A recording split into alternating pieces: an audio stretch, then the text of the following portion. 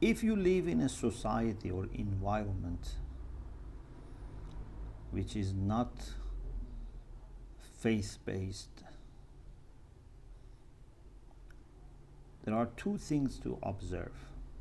The major things are two things. One, to make sure that you perform your duties. You say your salat, you observe your hijab, your financial duties, etc., fasting. This is the first thing. If you cannot even practice this, then you have to check with a mujtahid to see whether you have to stay there or you have to migrate, because sometimes maybe there are overriding factors. But if you have that freedom to practice your faith, so one important obstacle is removed. The second thing is how mindful and conscious you can be in that society. Because the most dangerous thing for a mu'min living in a society which is not faith-based is not the first one. The first one, alhamdulillah, 99% of the cases we can practice.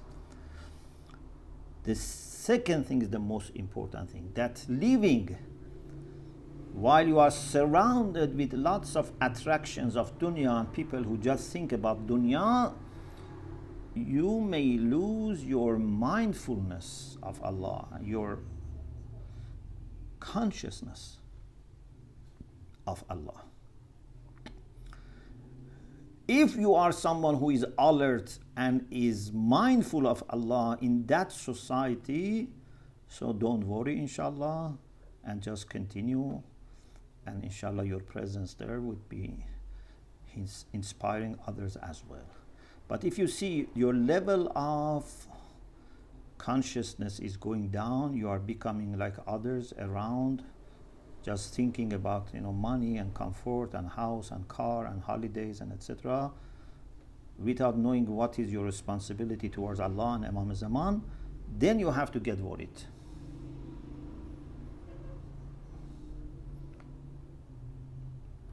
Is it clear?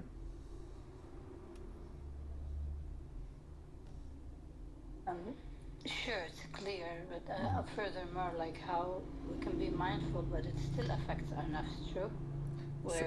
So you have to use techniques to keep your nafs alert, and alhamdulillah this is possible. One of the very important ways is to connect to other mu'mineen and mu'minat, because when we are together we are much more stronger. Sometimes we don't realize how important it is to see on a daily basis and then weekly basis other mu'minun. It's very, very important. Just meeting, even if we don't discuss about these things, let alone if we discuss these things, but even meeting mu'mineen refreshes your soul. Remove some of the dust of ghafla. If you can have regular meetings, regular circles, regular mubahisa, zikr, etc., then it can help you. So, I personally am not worried about mu'mineen living in non-faith-based environments as long as they do two things. One, to do their wajibat and avoid haram. Second, to be mindful together. Collective mindfulness. You see, then even Allah may support you more than people who are in much easier environments.